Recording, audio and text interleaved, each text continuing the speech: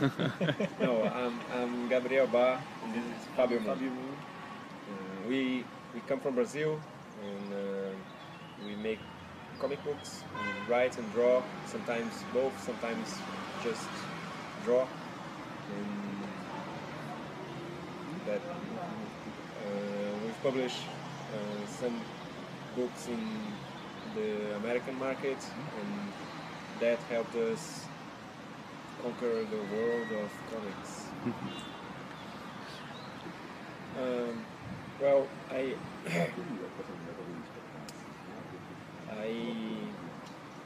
I wanted to tell the story of how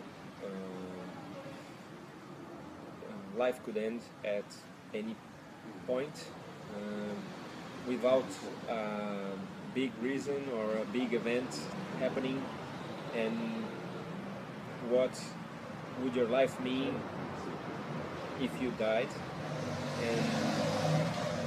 And I thought it would be a good way to show it if if the same character would die different ways, but we could show different points of his life, and show the importance of these moments and these people, and putting together a puzzle that would form his whole life, but using this depth to these different depths to enhance the importance of little moments and people on our main characters' lives. I think that was it.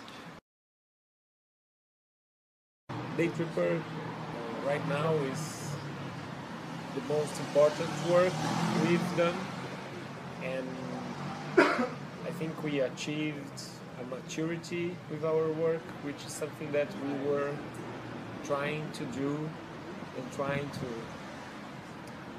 create a story that reflected the subjects that we wanted to talk about, that were different from what we usually saw in comic books.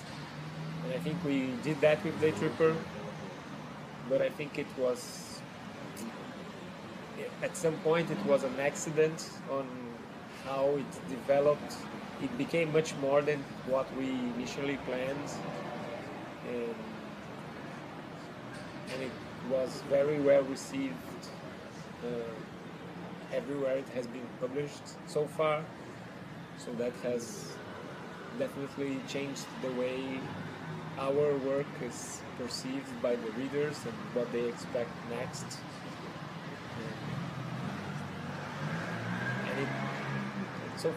And so far we had a great experience with the book, writing the story, and now having people reading and come to talk to us, and they really respond to the story.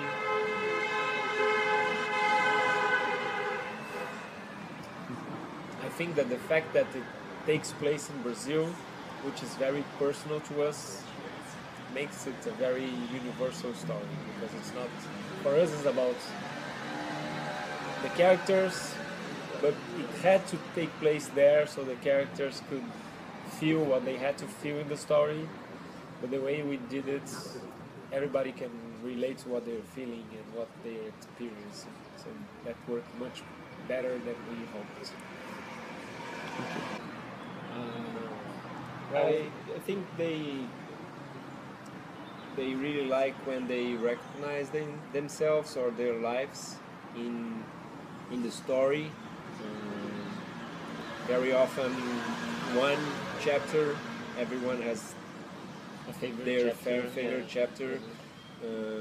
A lot of people come and say, I haven't cried reading a comic book for a long time, and you made me cry. Yes, that's something that we hear very often from everywhere. Mm-hmm. So that's our main goal, it's to make people cry. Yes. Mm-hmm. We want to inflict tears into every country. Mm-hmm. We cry reading it. I don't know. I think the way we built the story with different chapters, we could work with different emotions on each one. Ones are more deep and more intense, and others are more subtle. But all together, they work on a very complete way, I think. And I think people reading the whole book, they have been realizing that how when they finish it, they have this experience of different feelings, and I don't know. I think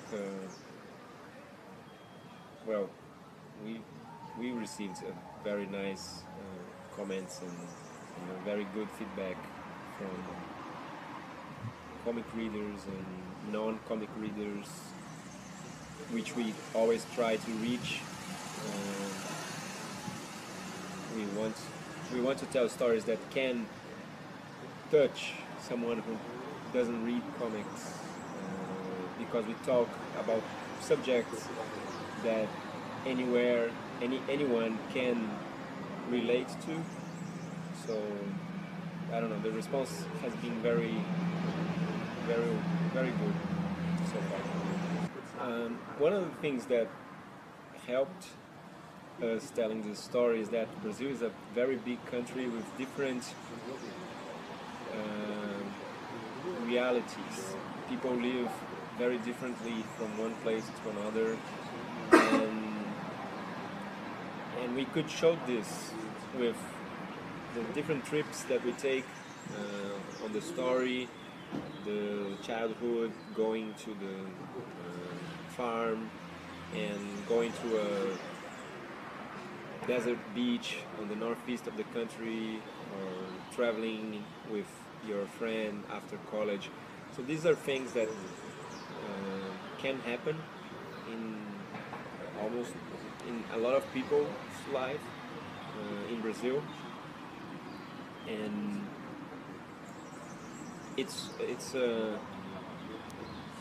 but it's not what everyone does, or what the outside world see of Brazil. So in one way we could also show different possibilities of life that Brazil can offer, because it's a big country with different realities, and that helped our story.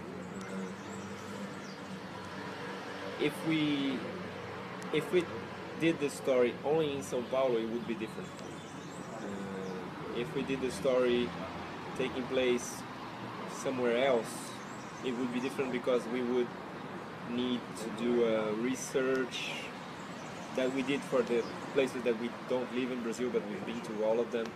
But if we did it in some other country, the feelings and the reactions wouldn't feel so authentic and so personal, and we wanted this authenticity and the personality of the characters to stand up, and so that's why we set the story in Brazil and in São Paulo. And even though he travels to all other places, the main story is set in São Paulo. But it helped us create a story more authentic, and it needed to be a very personal story for us. It doesn't mean that the things happen to us, but we needed to understand all those subjects better. And the way to do that was to set in Brazil and walk around the world that we live in, to make it possible for people to understand it anywhere, I think.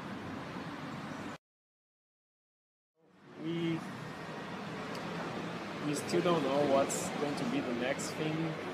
We want it to be different from Daytripper, as much as we wanted Daytripper to be different from what we were reading and what we were doing. So we're still waiting to find out what's going to be the next story. Yeah, while we wait, we continue to collaborate with other writers. We do more stuff with Gerardway, we do more stuff with Mignola, we do more stuff with Matt Fraction. So that keeps us busy enough not to disappear and free enough to have time to think about a story that we believe in. Okay. Bonne chance. Well, we hope they like it and that they are very vocal about it, and they tell their friends, and they tell their friends' friends, and their mothers, and their fathers, their kids. Daytripper is a family book. Yeah, well, it's about family. Yeah, it's a book that can, I think, has something for everyone. So they just need to give it a chance. Okay. Thank you.